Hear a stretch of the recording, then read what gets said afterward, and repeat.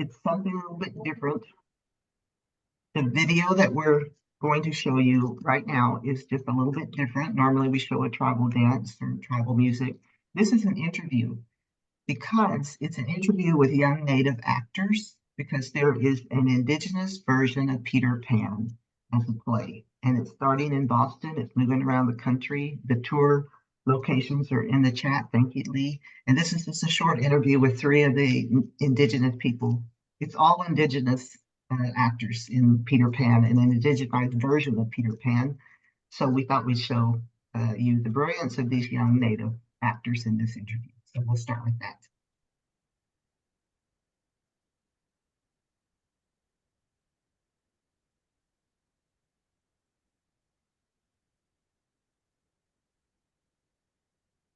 No sound.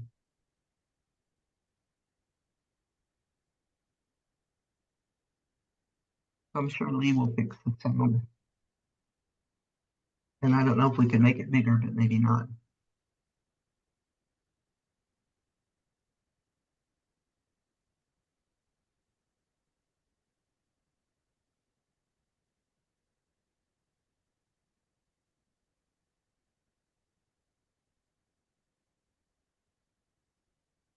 Sorry, folks, let me just get that sound on for you. I want to make sure that I give you the ability to hear it along with seeing it.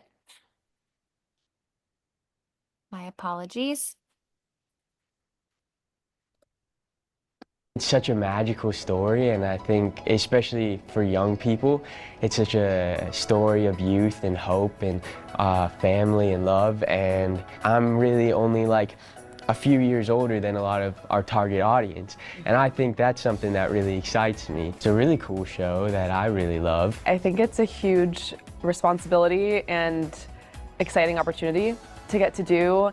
I feel like as Indigenous youth, there's this like dissonance of these characters that we all really do love in a certain way, but we also do, it's like, it's both. It's like there's harm and then there's also that love of feeling represented but feeling misrepresented.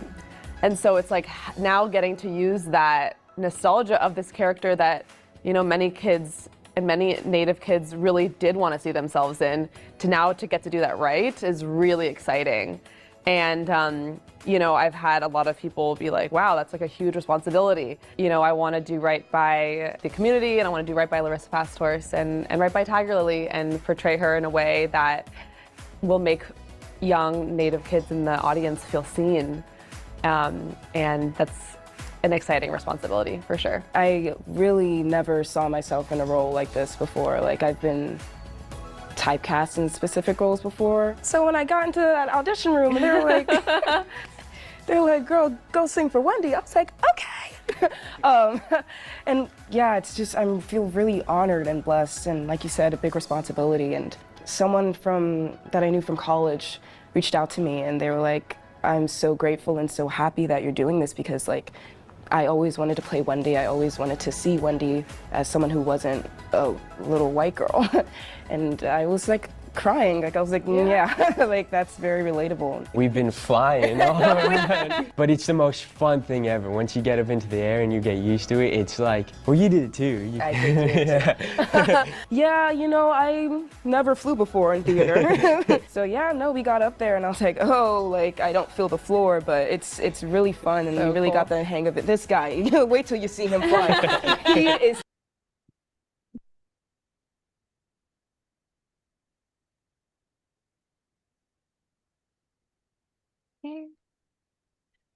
I just paused it. There's more interview, but wanted to make sure that we got on today's presentation since we have such an amazing, incredible person joining us today. So I'm just going to go ahead and open up our PowerPoint and we can get started.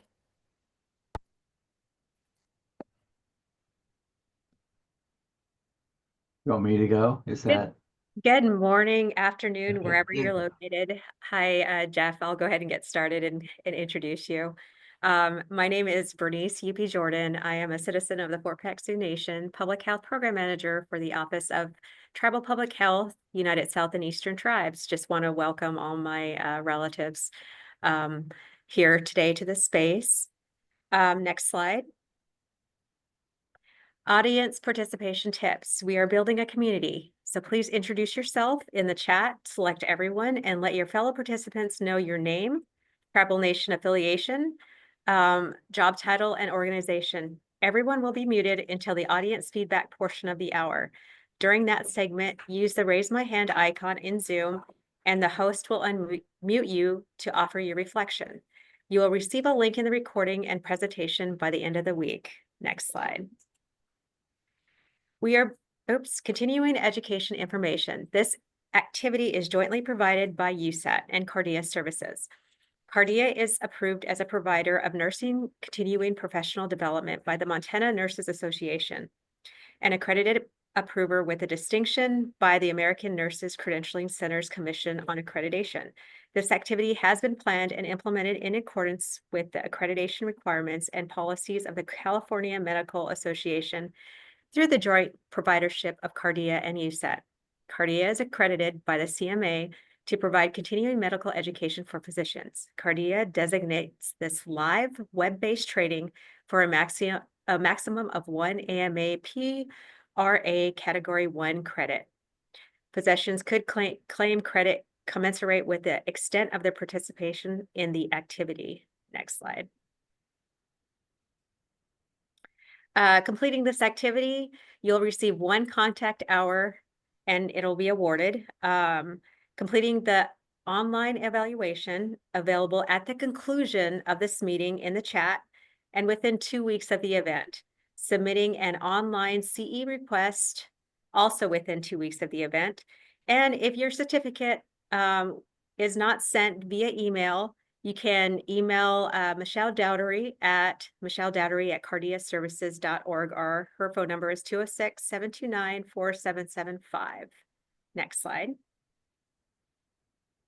Disclosures. There are no relevant financial relationships with ineligible companies for those involved with the ability to control the content of this activity.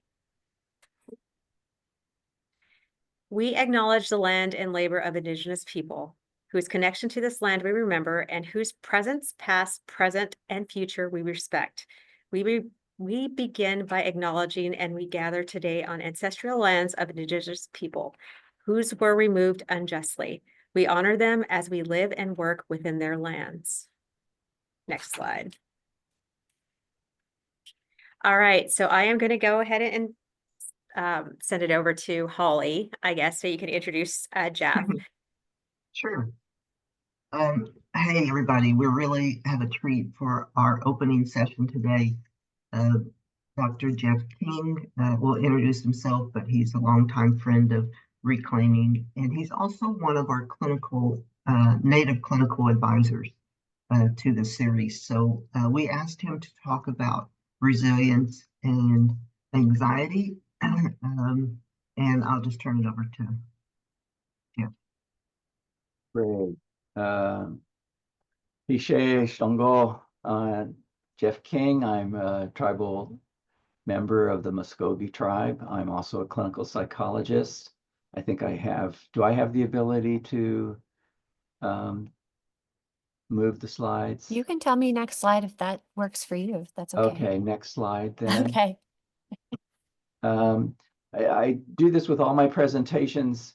When we move into presentations, a lot of times, we talk about sometimes research, sometimes other kinds of strategies, but I like to anchor it in the reality that what we're doing here involves real people's lives, their well-being, their trajectories, and so on, and the things hopefully that we learn, that we pass on to the people that we work with, that we're actually, like in this presentation for today, that we're actually thinking of families that we know, families that we don't know, but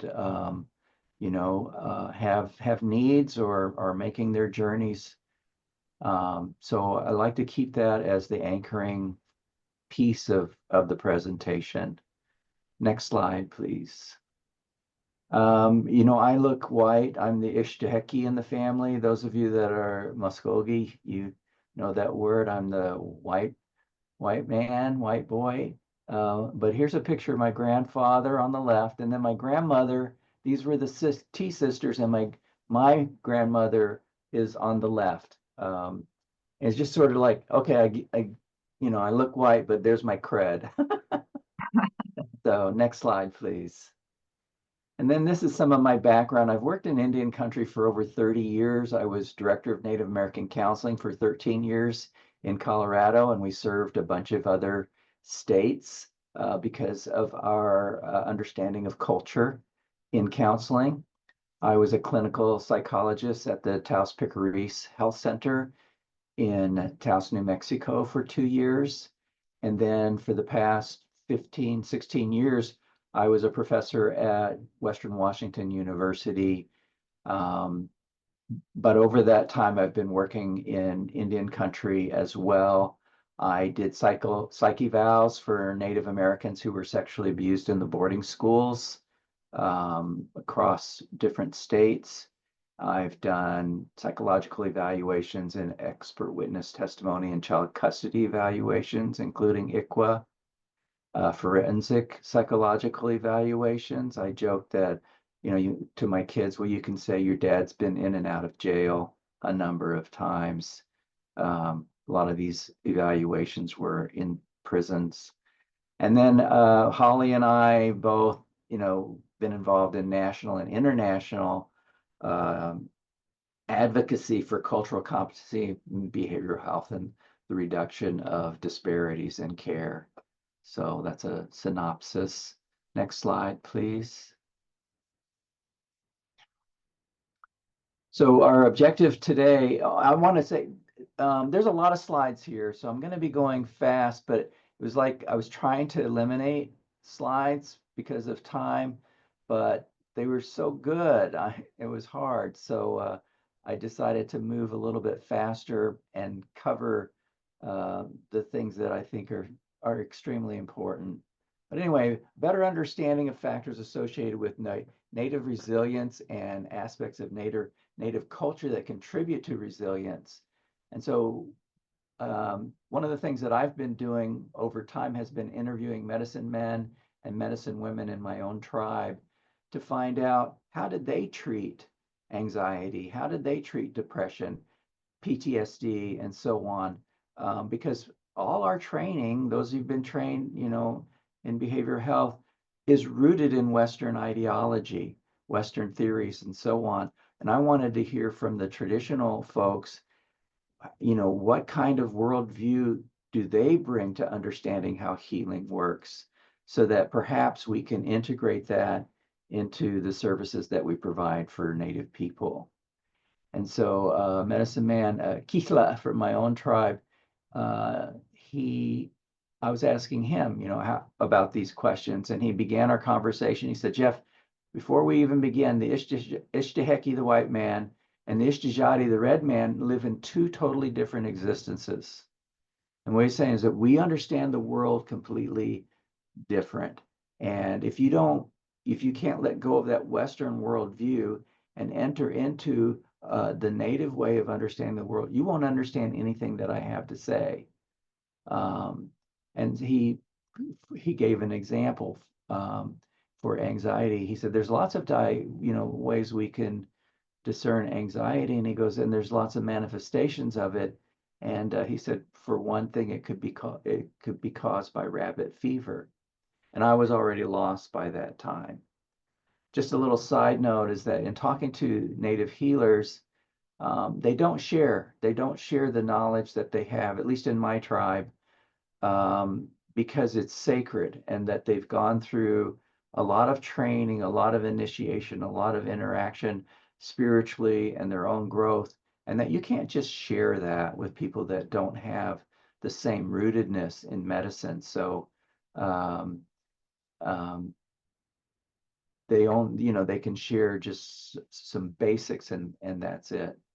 So I found that true across tribes. Next slide, please. So, context, it's imperative to understand the unique strengths and belief systems of Native people. As the medicine man said, if you don't understand this way, you can't understand our ways. And research indicates Native people, this is nothing new to most of you, We have the highest rates of post-traumatic stress disorder, depression, and suicide in the nation. And a lot of times the disproportionate rates of violence and health disparities experienced by Native people can overshadow the remarkable resilience and transcendence of oppression that have been demonstrated and typically overlook the deep strengths of Indigenous communities, families, and individuals which have sustained them for centuries.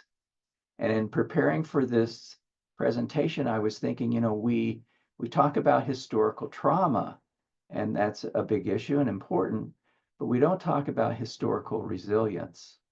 And that is something that is passed on from our ancestors as well, a deep strength.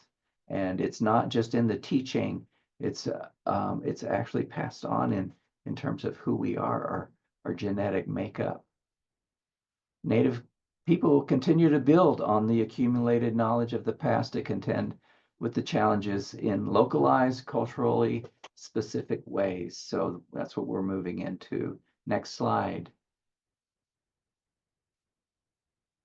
So, you can think of the times now in terms of anxious times with a lot of things that have happened. And we can contextualize that and realize Native people have remained resilient in the face of these challenges through ceremony, sweat lodge, and wisdom gained through other traditional practices that emphasize spiritual strength and endurance through hard times. I mean, we've been through a lot and we're still here.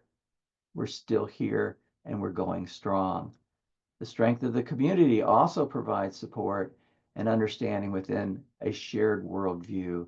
And so it's important to understand the interconnectedness of the physical, mental, spiritual, and emotional realms for Native peoples. And that is moving off of a Western paradigm into a more holistic Native paradigm.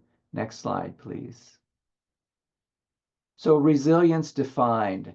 The ability to do well despite adversity has been termed resilience and attributed to specific traits or characteristics of the individual. And I would extend that specific traits and characteristics of the community and of the tribe. The introduction of the concept of resilience acknowledged that many people do well despite severe hardships, trauma, deprivation, and have attempted to shift the focus of mental health research towards the analysis of individual strengths and positive outcomes. And again, I would extend that to community strengths and outcomes, tribal. More specific cultural factors that promote resiliency include spirituality, family, elders, ceremonial rituals, oral traditions, tribal identity, traditional healing practices, and other social support networks. Next slide, please. And so to move more into a Native view of the person and this idea of resiliency, Indigenous notions of personhood root identity in a person's connections to the land and environment. In Western worldview, it's the person in and of themselves, but no, in Native, especially traditional communities, no, the person is connected to the land, the environment, and it includes a recognition of a larger world of human and other than human spirits. Thinking about the person as fundamentally connected to the environment dissolves this opposition between nature and culture that we see in Western society. The human predicament then becomes one of working with powerful forces both within and outside the individual. And when we approach that with respect, the natural environment provides not only sustenance, but also sources of soothing, emotional regulation, guidance, and healing. And I borrowed this visual to kind of show the Indigenous paradigm that, that Native people, traditional folks, see self in relationship to creator, spirits and ancestors, plants and animals, other humans, more than human elements, and land and place. Leroy Little Bear one time spoke to us as a Society of Indian Psychologists, and he said, You psychologists talk about an identity crisis. I'll tell you what an identity crisis is, and that's when you don't know the land and the land doesn't know you. And he was just expounding on what we're talking about here. Next slide, please. So what are our strategies? Well, connection to family along with community and culture, spiritual resources, the wisdom of our elders, meaning making, and that's the teaching of the ancestors to persevere in the face of overwhelming oppression, and then our ubiquitous humor, which we'll be talking about. We'll talk about all of this. Next slide.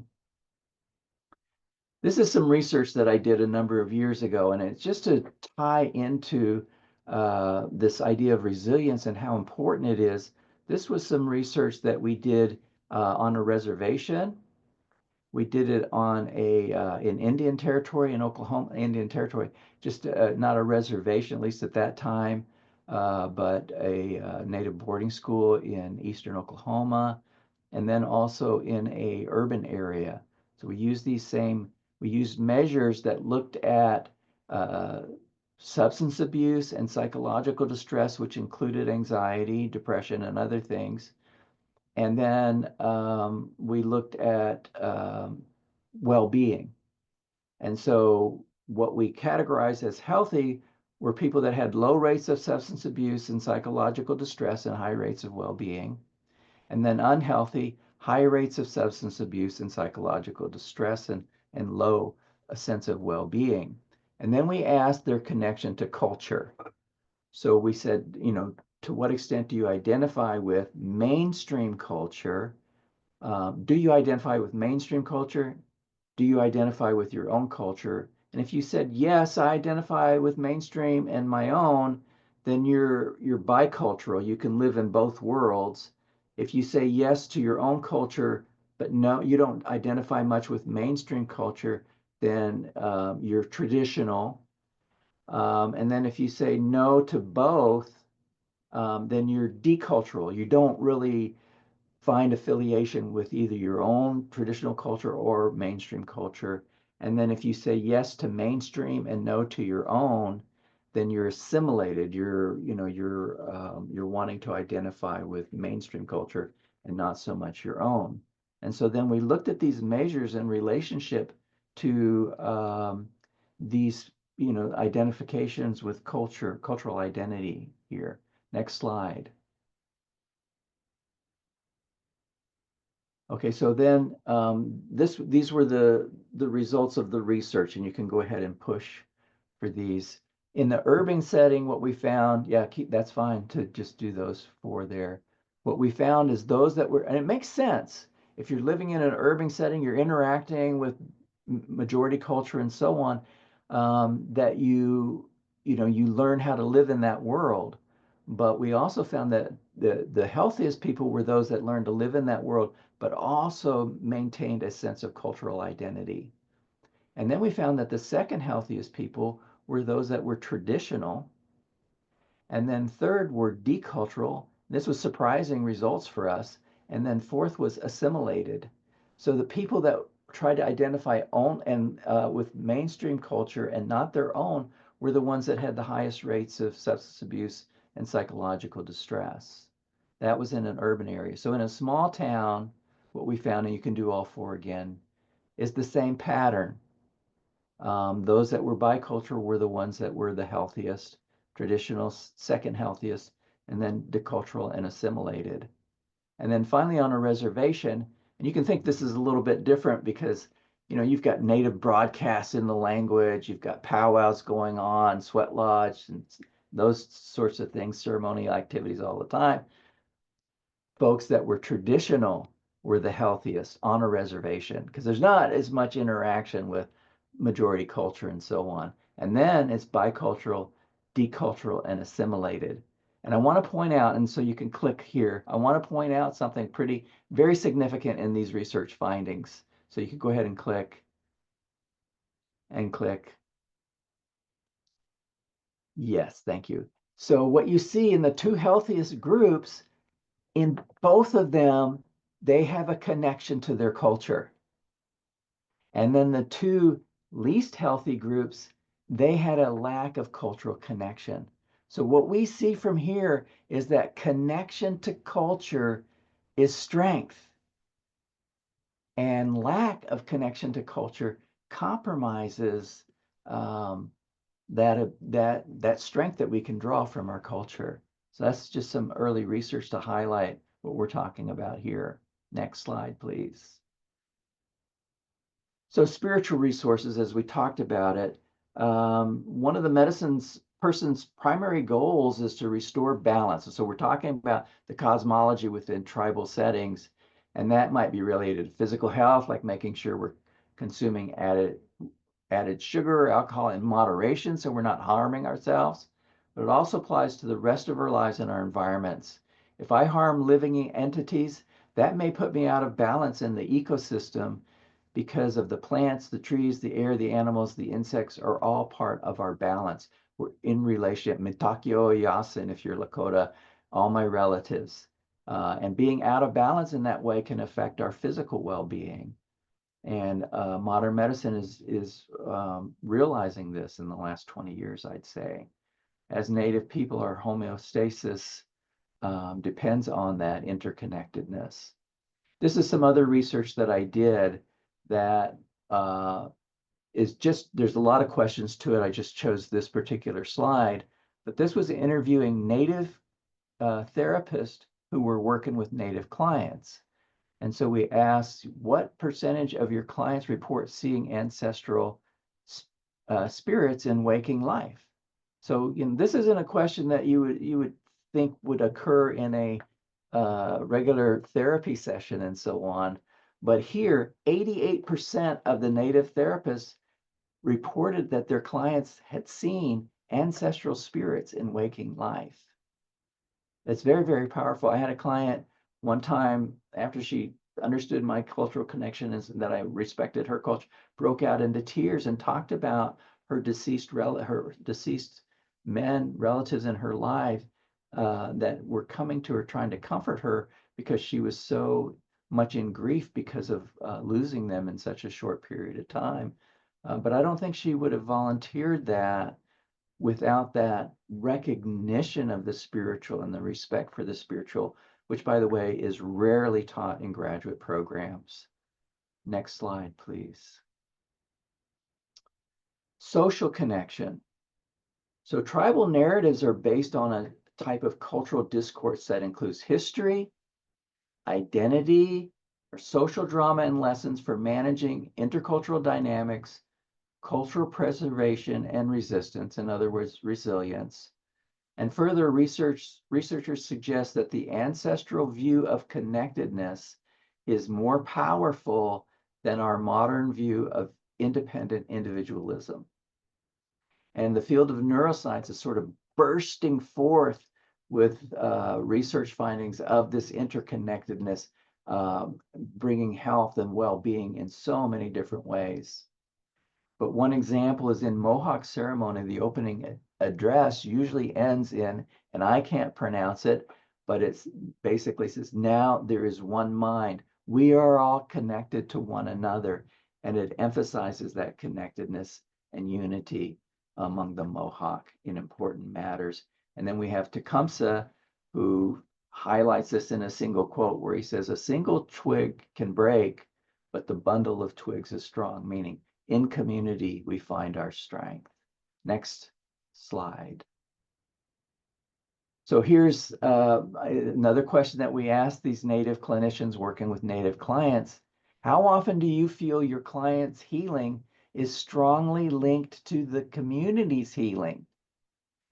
And 63% said yes, their healing is interconnected to the community's healing. This is powerful stuff. And again, emphasizing our connection to community and the healing that's involved highlights that our resilience is not just in ourselves, but in our connection to our culture, to our community. Next slide. So here, yeah, this included some of the neuroscience. Strong social connection leads to 50% increased chance of longevity. It strengthens your immune system. It helps you recover from disease faster, can lengthen your life. Next slide. Got a couple of people who feel more connected to others have lower levels of anxiety and depression. Studies show that they also have higher self-esteem, greater empathy for others, are more trusting and cooperative, and as a consequence, others are more open to trusting and cooperating with them. In other words, social connectedness generates a positive feedback loop of social, emotional, and physical well-being. And Indigenous people have known that for thousands of years. But unfortunately, the opposite is true. What we saw with the research as well is that those that don't have that social connectedness, that it's associated with declines in physical and psychological health, as well as a higher likelihood for antisocial behavior that leads to even more social isolation. Next slide. Meaning making is another part of Indigenous resilience.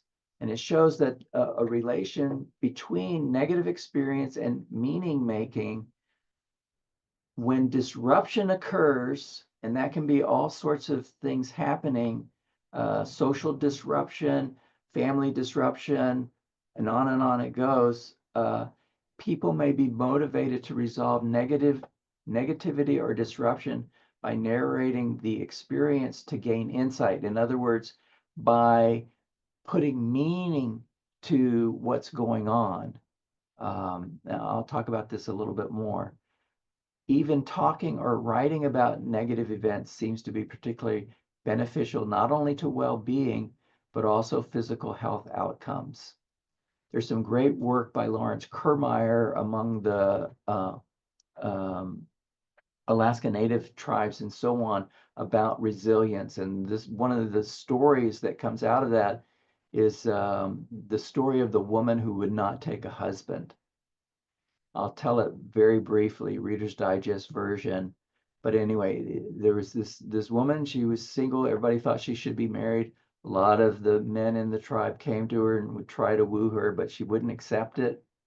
And so then they were having this feast, and some people from the outside, some brothers came, and they met with her and they made her laugh, belly laugh, and so on. They just had all sorts of fun together. And they said, "Come with us. We want you to we want to marry you." And she didn't. She said no. And so they left. And as they were leaving, she thought, "Hey, they made me laugh. I'm gonna, that's a good thing. I'm gonna go after them." And as they were out at the outskirts of the village, she saw them getting out of their human suits and turning into their polar bear real forms. And she said, "Wait," she said, "Oh no." And they said, "Look, you've seen us, you have to go with us." They pull her into the ocean. As they're swimming under the ocean, the fish eat all her flesh and organs and so on. So she's a skeleton woman, and they take her and they drop her off in this icy, barren place, snow, all of that. There's just nothing there. And they said, "We have to leave." And she's like, "I have nothing. I'm a skeleton. There's nothing here. All I can do is hope." And there's the powerful message. And she said, when she said that to herself, she saw an igloo. So she was able to go to that igloo. She says, "But I have no fire to keep warm. I have no food. All I can do is hope." And all of a sudden, a fire appeared and fish to cook and eat. And so she, again, the power of hope. And then one day she's lonely. All she can do is hope. And there's these two fellas that show up on a canoe, and she's running towards them like, hey, like, here's some social interaction. They get scared seeing this skeleton woman running at them. And so they book it. They get back in their canoe and they head off. But a couple of days later, there's an old man that shows up in his canoe, and he's old, and he's like, "I don't have anything to lose. I can meet with this skeleton woman." And so they meet and they eat in the igloo and they have a great time. And in the morning when they wake up, his youth is restored and her flesh is restored. And it's a very powerful story of when in the face of impossibility, we still have hope. And there's even a biology, a neuroscience of hope and all that what hope does to our bodies and our expectations and so on. But anyway, so meaning making, stories that put meaning to difficulty can be such a source of strength. Next slide, please.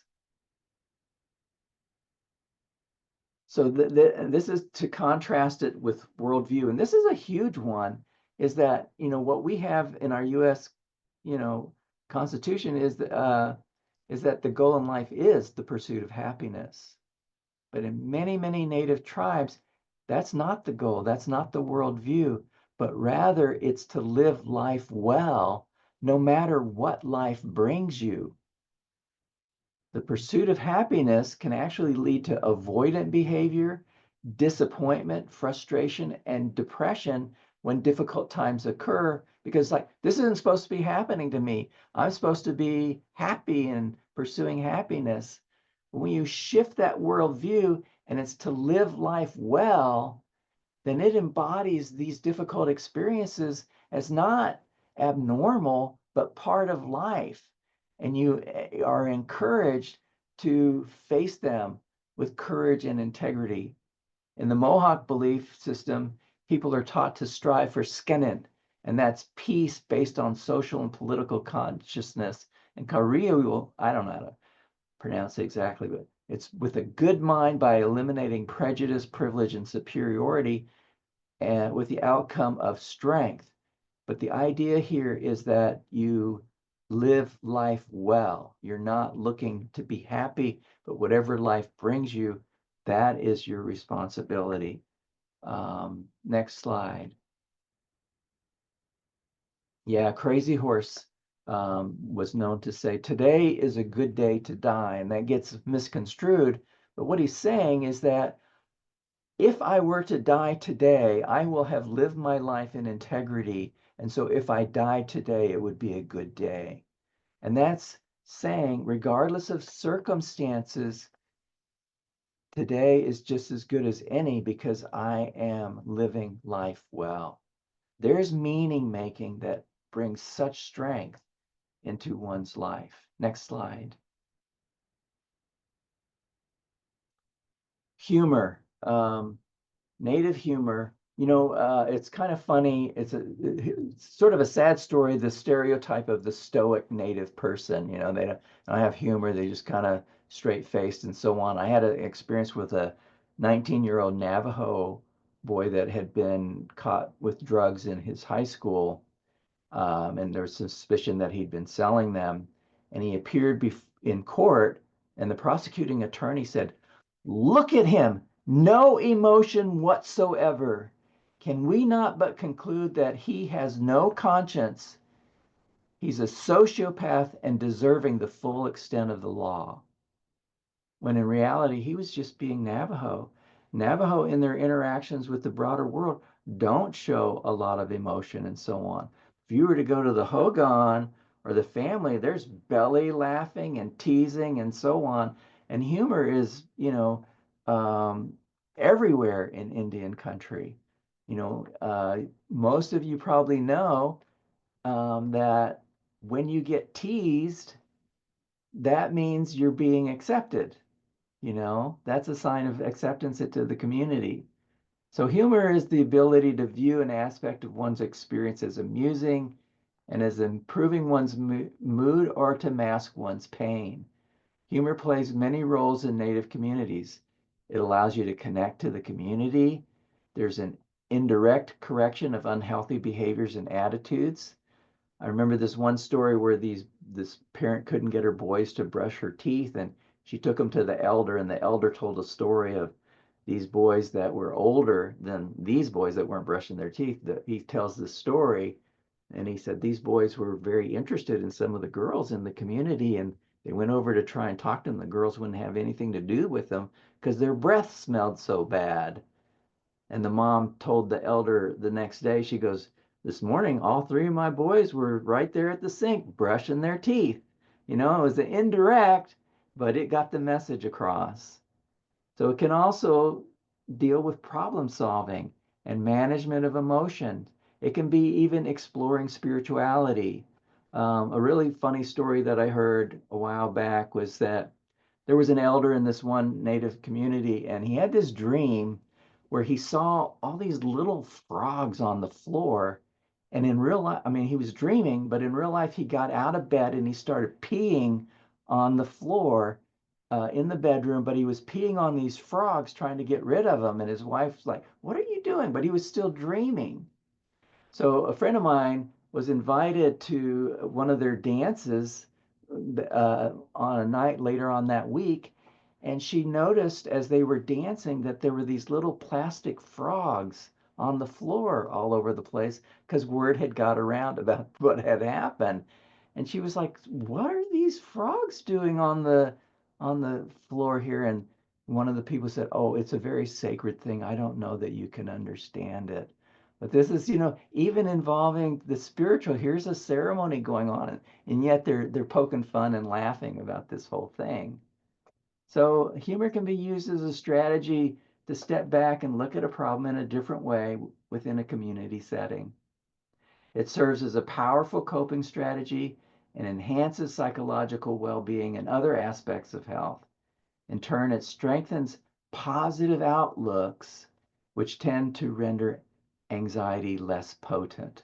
So humor is so strong, I decided to keep a lot of slides about humor. Next slide. It can help overcome problems and setbacks and put things in perspective. It is the key to resilience, as it helps you to take difficulties in your stride. And indeed, most situations aren't so grim if you look at them with a sense of humor. One story in my own family, my wife's father was near death. He was still conscious and so on, but he was in hospice.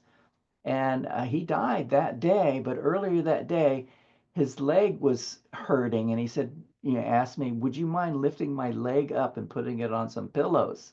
And so I did. And I said, "So here you are, and you're still trying to get a leg up on everyone." And he just shook his head like, "Oh my God, you still, and there's a very serious time. We're saying goodbye, but at the same time we can laugh, you know, and that, it reinforced that connection. So it can help reinforce, reframe issues. Next slide. I don't know how many of you have watched Reservation Dogs. I just was glued to it myself, but in Okmulgee, where I have been many, many times, where my mother lived in our tribal community. Oh, thank you, Paula. But humor can help form stronger bonds with others. In fact, health and happiness depend largely on the quality of relationships, and laughter brings people together. It can also serve to smooth out differences and dissipate tensions. In fact, using it often helps tackle even the most sensitive issues. In addition, a well-timed joke can help diffuse a tense situation and assist in resolving disagreements and minor conflicts. So you can just see just sort of this underlying power of humor building resilience in various situations. Next slide. So satire is a form of humor in which social and political institutions are ridiculed and humanized. This may simply be a means of releasing tension and thus support the status quo, or it may lead to a change in the system.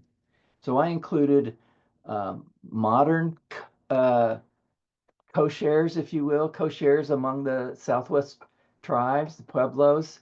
They're the sacred clowns. And what they do is they make fun of everybody and everything, including the leaders, just to show, hey, nobody's superior to anybody else. But they come out and they just do some of the craziest things, but it brings laughter and so on, but it also brings a sense of we are all one. And then you've got Stephen Colbert, who's a comedian, news person, joking about everything that's going on in our society, including politics and so on.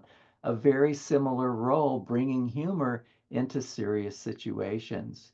And Native people have long understood that humor as a component of positive feelings undoes some of the ill effects of life stressors and builds a stronger foundation for Native peoples as individuals and as communities.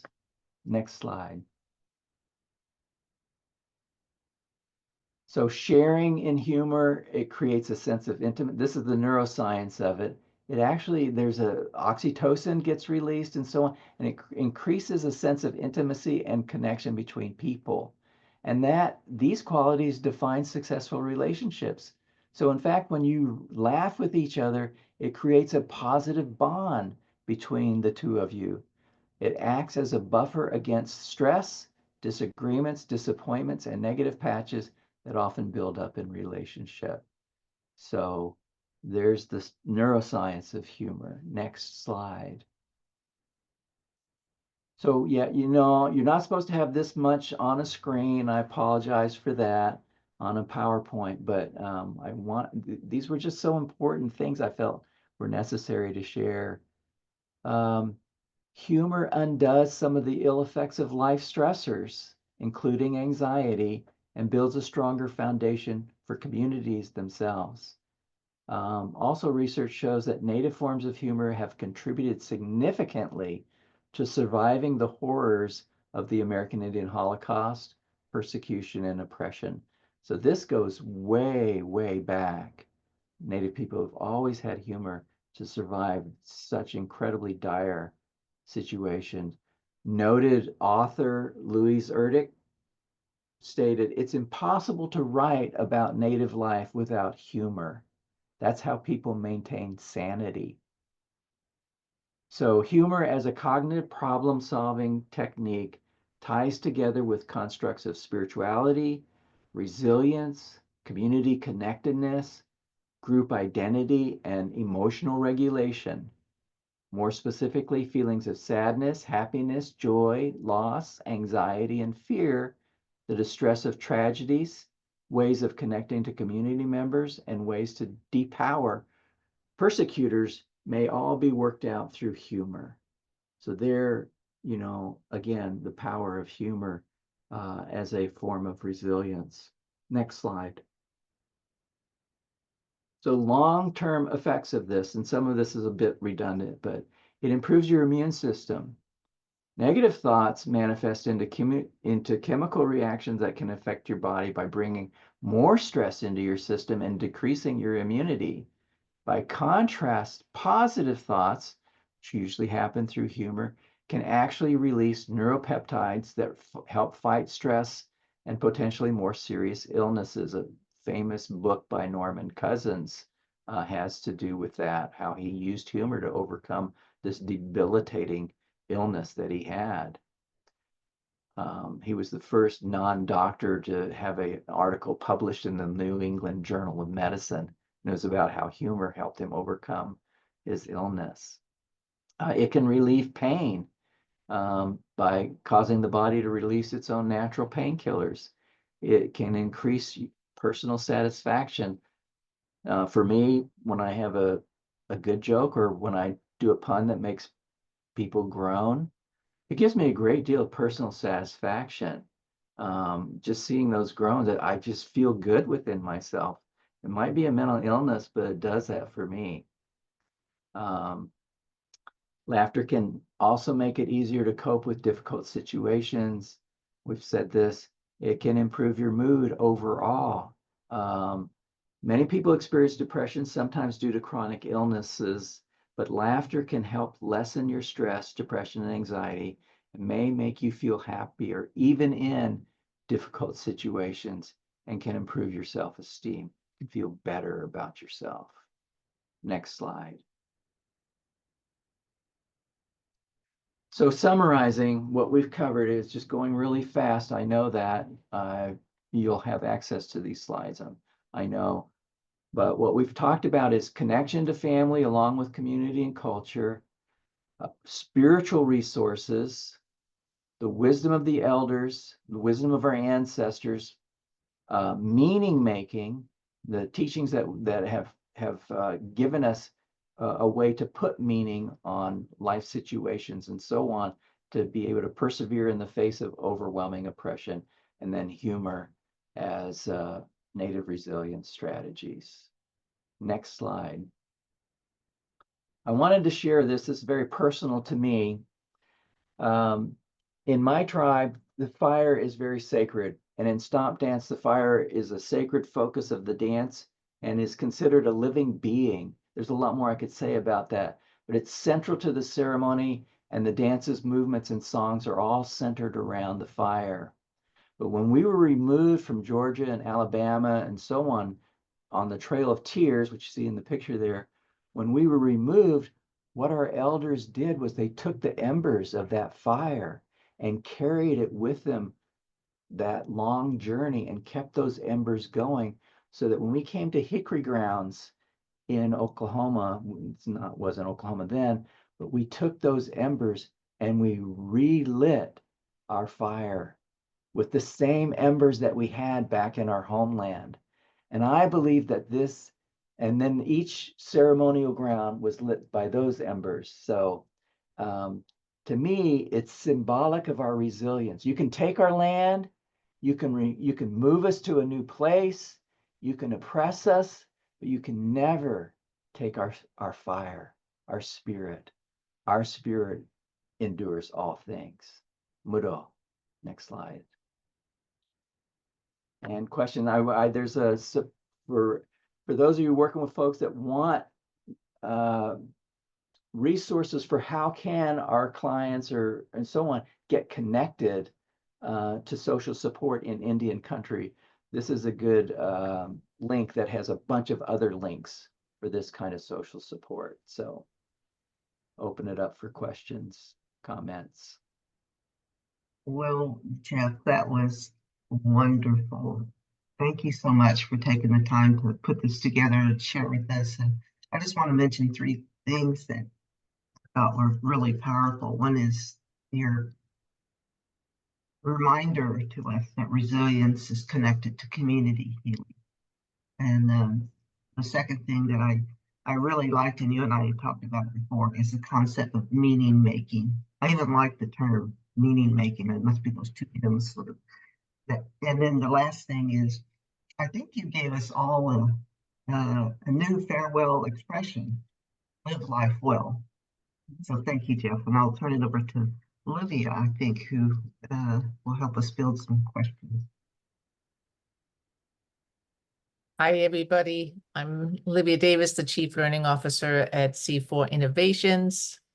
I consider myself a non-native in this native space. I am an immigrant from Denmark, and what I do as part of our reflection time together is just invite you to share your reflections. We heard some incredible examples of factors associated with native resilience and the aspects of native culture that contribute to it.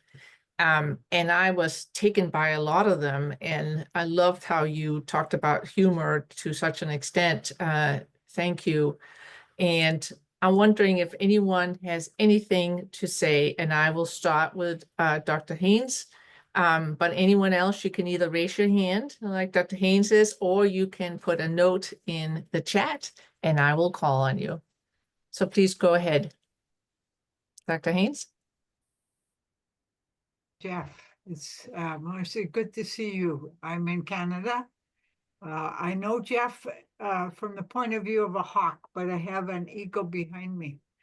Jeff, I want to share a gift for this group today. Sometimes on occasion, I spend the night awake. And I chose to spend the night awake because it's the sliver of a waning moon as the moon goes into darkness. And last night, as the moon went into darkness, the deer came by my window. And I share that gentle, gentle way that the deer have on our land is a gifting during the sliver of a waning moon. That's so much a part of health professions, finding that way through. Even though the moon is still there, it's just waning right now. Thank you very much, Jeff. Good to see you again. Ihi. Thank you so much. I see that there is a reflection in the chat from Susan Foley. She asks, has the role of song or singing been looked at as part of resilience? Oh, yes. I mean, that's a whole neuroscience as well, but there are songs that speak to meaning making, but there's also yes, and drumming. There is that, now that we've got the neuroscience reporting these sorts of things, but when I attend the stomp dance, there's a very powerful connection that I feel, because as we're dancing, I feel like I'm connecting to my ancestors who have danced that same dance, sung the same song that I have, and it just gives me such strength. But also, I'm there dancing with others who are sharing in that experience.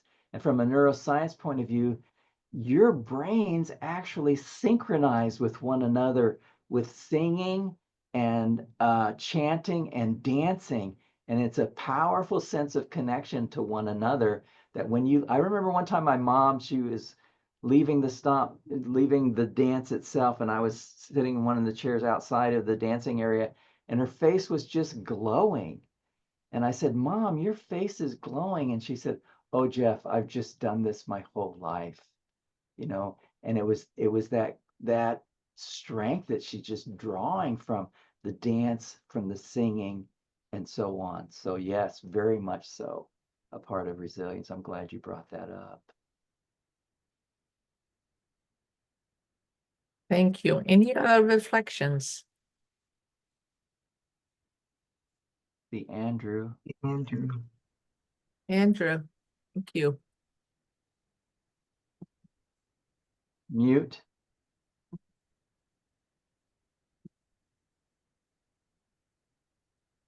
Let's see. Okay, better? Yes. Yep. Okay, yeah, I've got an issue with my camera. My apologies. I just wanted to point out my appreciation that you brought up bicultural in your presentation, because I'm an urban native. I'm originally Mohawk, but I live in Missouri, so I'm way, way off from travel grounds, and so I teach in a university here, and it's really a struggle when you're dislocated, you know. I find for some of us, like myself, I try to reach in more to tradition because I've missed out on it for so long. And I find people on tribal grounds probably reach out to stuff like wondering how counseling and psychology is on the outside, So I feel like there's a kind of this tug of war, where you want to try to integrate in society if you're on tribal ground, and try to understand how things are out there more so than on the res, or somebody like in my situation who has been out my entire, since I was a kid, and try to like take on as much of that tradition as possible. And it's really hard to come by, outside. So I just wanted to say thanks for bringing that up. That's definitely an issue for not just myself, but for others. And just to add to that, Andrew, I worked in Denver in an urban setting, working with Native people and so on. And there's a lot of different tribes there and so on. And one of the things that I found was humor transcended tribal affiliation. Is that something that we all share in? And so, and there's other ways to connect with people, because the worldviews are a lot of times really similar from tribe to tribe. And so you can connect along those lines as well. But humor seems to transcend tribal boundaries as well. I thank you for sharing that. Thank you. I am going to turn it back over to you, Holly. Thank you so much for sharing your reflections. Thanks. Well, I can see that I've been looking at all of your names and your people who put things in the chat, and your lovely faces. Thank you for having your cameras on. we have a lot of new people who've joined us today, and I just want to welcome you to this circle. And, we spend time thinking about these presentations. I always say, we developed this for you. This is your hour, this is your time. You can check out all the electronics except for this and enjoy the conversation and the perspectives that are offered. And but this is your time. We do this for you, and we want you to come back. Once you're registered for the entire year. We do this 1 hour every month, same time, fourth Tuesday of every month, and January through October. November, we have an open session, open dialogue, no presentation. December, we don't do December because of holidays, and we offer continuing education credits. So thank you all. And if you look and see, we have people from all over the country, from out in the Aleutians in Alaska to Potawatomi to Mohawk to Oklahoma, Southwest. So we have a wonderful community that grows, and we do this for you. So thank you for joining us. And I think we'll close. We always begin and end with a video, and we're going to close with a special video today that was just developed recently, which is called Welcome Home, Uncle Leonard Peltier.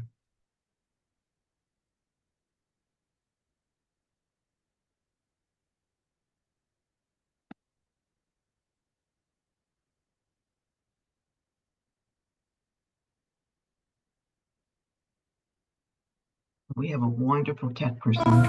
The healing starts. We mend the nation's peace by heart. 50 years, but we never gave in. The journey begins. Together we win. Our uncle is home. The healing's begun. We rise together. The nation's as one. Give thanks, give love.